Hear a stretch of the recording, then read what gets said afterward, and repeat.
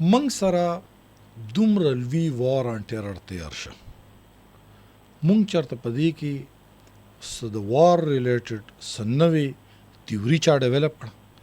موږ چا کتابونه ولیکل په دې څیزونو باندې؟ هېڅ چا ونه لیکل. چا موږ د تاریخ یو ډراپ جوړ کړی، هغې کې موږ یو دغه جوړ کړی، هېڅ چا مو نه کړه. موږ ټولو فرسټ هینډ رپورټرز یو. یو انګریز راشي فقط دلته 2 کاله تیر کړي او په هغې کې هغه ایوارډ ویننګ بک ځان سره یوسي. موږ سره خوا کې افغانستان دی، موږ چېرته په دې باندې ریسرچ کړی چې پاک افغان ټریډ یې په دې شي یونیورسټیانو بالکل نه دی ټیک شو، موږ نه دي کړي داسې.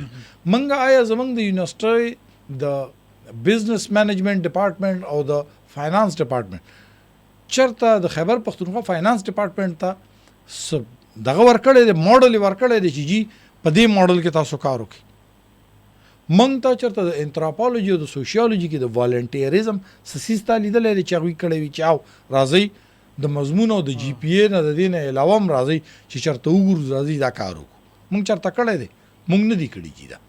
موږ د فارسټ ریلیټډ چې کوم ایشوز دي په هغې کې موږ څه کړي؟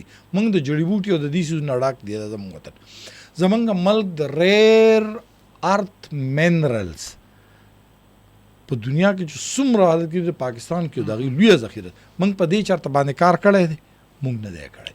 د دې وجې نه د دې ټولو څیزونو نه موږ وتي، نو بیا به موږ څنګه ځان ویلی کېږو چې موږ یو 15,000 کاله یا 6,000 کاله تاریخ ساتو او موږ ډېر محققین؟ موږ هېڅ نه دي کړي. موږ صرف روټۍ خوړلې ده، وخت هم پاس کړی دی. بهر نه که دلته زموږ د پښتو تاسو ته پته ده د ګرامر موږ له چاټې کړي، مستشرقینو موږ له کړي دي. دا اوس موږ زموږ څیزونه چې کوم دی، موږ تر پښتنو د پتان چې کوم دی اولفکیري ولیکلی دی. موږ چا د هغه عمره مستند آیا د هغې کتاب رد کې چا څه لیکلي دي؟ موږ نه دي لیکلي.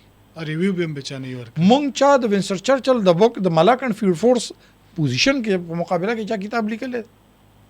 موږ په کوم ځای کې په دې تاریخ یا په دې څیزونو باندې کړی دی؟ موږ صرف وخت پاس کړی دی او بیا موږ وایو هغه خبره کوچ شعر د لوگ ظالم سن کچھ سن عمر انداز شو.